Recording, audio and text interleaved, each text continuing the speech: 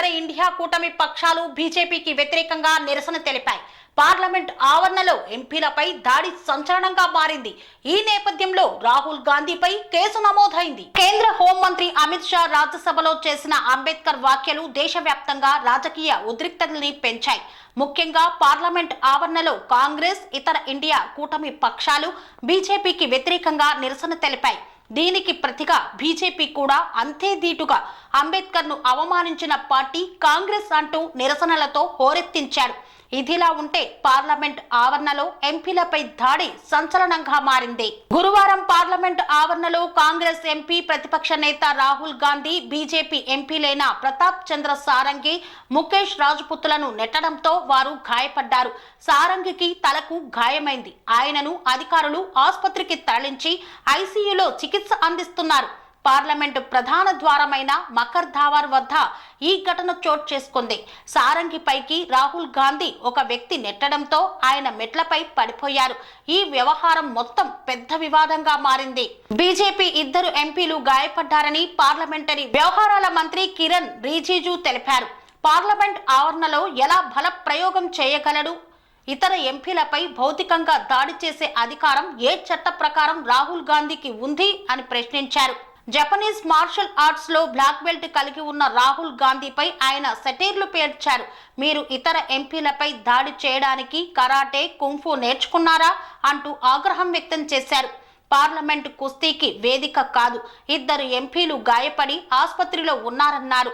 రాహుల్ గాంధీ గాయపడిన ఎంపీలకు క్షమాపణలు చెప్పాలని డిమాండ్ చేశారు. మరోవైపు ఈ ఘటనపై సారంగి, రాజ్పుత్లలో ప్రధాని నరేంద్ర మోదీ మాట్లాడినట్లు సమాచారం.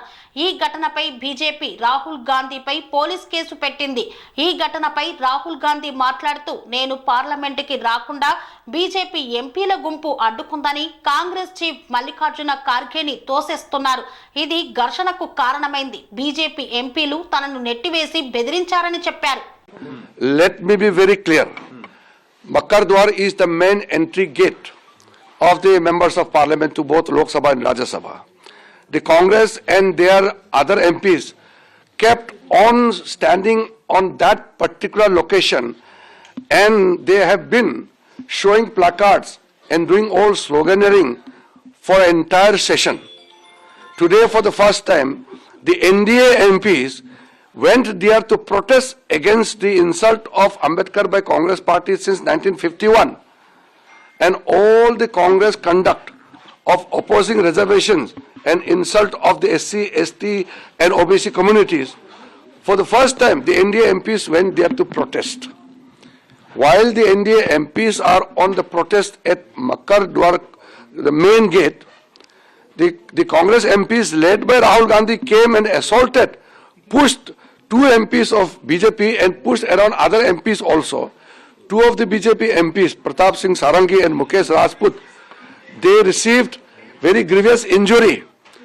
So, I want to tell Rahul Gandhi, if you resort to this kind of physical violence, if other MPs also start resorting to physical violence, what will happen? We believe in democracy. You express peacefully. You have a right to expression. Speak whatever you want. This is democratic country. Who has given authorized to Rahul Gandhi to use his physical power against other MPs? It doesn't mean that the other MPs are weak. It's only because we believe in non-violence and we believe in democracy. The Rahul Gandhi's physical attack against the MPs, it's a condemnable. It is a gross misuse of his anger, his frustration, and the way Rahul Gandhi has treated the parliament and the parliament process, that shows that Rahul Gandhi doesn't believe in democracy. I want to tell Rahul Gandhi, we will see what appropriate action we can take, but he must tender apology to the nation that he has used his physical strength against other MPs. We are not retaliating physically only because we believe in democracy. We are not using our physical strength against other MPs because that is not what we believe in. We believe in non-violence.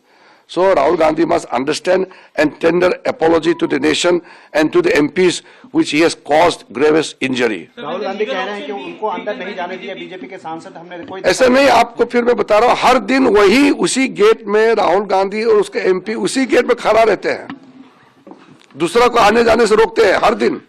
आज पहले बार NDA के सांसदों ने वही gate में protest किया मकर द्वार पे।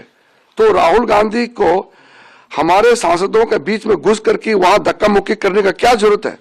चोट पहुंचाया, अगर हम भी करते तो क्या हाल होता? हमारा इतना संख्या है, अगर हम भी राहुल गांधी जैसे हाथ चलाते तो क्या परिस्थिति होता? आप समझ लीजिए, हम ऐसे नहीं कर सकते।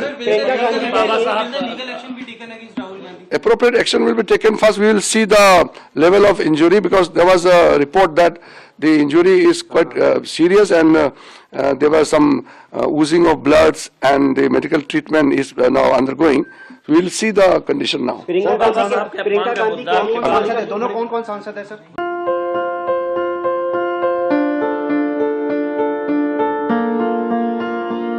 సంస్కృతి సంప్రదాయం ప్రేమ ఆప్యాయత రాజసం ఉట్టిపడే వేడుకలకు అనువైన ప్రదేశం ఎంఎల్ఎన్ కన్వెన్షన్ హాల్. కని విని ఎరుగని రీతిలో జరిగే మీ ఇంటి కళ్యాణ వైభోగానికి అందమైన కళ్యాణ వేదిక MLN convention hall. MLN convention hall ప్రత్యేకతలు: సువిశాలమైన wedding halls, centralise AC banquet hall మరియు విశాలమైన డైనింగ్ హాల్, వధువరుల కోసం ప్రత్యేక ఏసీ మరియు నాన్ ఏసీ గదులు, నక్షత్రాల వెలుగులో పచ్చని పచ్చికపై పార్టీల కోసం అనువైన గార్డెన్. ఎంఎల్ఎన్ కన్వెన్షన్ లో సీసీటీవీ పర్యవేక్షణతో పూర్తి భద్రత. ఎక్స్పీరియన్స్ అండ్ ప్రొఫెషనల్ వర్కర్స్ గల అన్నపూర్ణ గ్రూప్ వారి సేవలు. 2000 వాహనాలు పార్కు చేసేందుకు సువిశాల పార్కింగ్ సౌకర్యం. మీ ఇంట జరిగే అన్ని శుభకార్యాలకు, పెళ్లి, reception, engagement, birthdays, get together, corporate events, ఏ ఇతర శుభకార్యాలకైనా అందమైన వేదిక ఎంఎల్ఎన్ కన్వెన్షన్ హాల్. బుకింగ్ కోసం సంప్రదించండి 7550438888 మరియు 7550428888. మా అడ్రస్ చీర్యాల లక్ష్మీ నరసింహస్వామి దేవాలయం ప్రక్కన near outer ring road, Keesara junction, Cheeryal గ్రామం, మేడ్చల్ జిల్లా.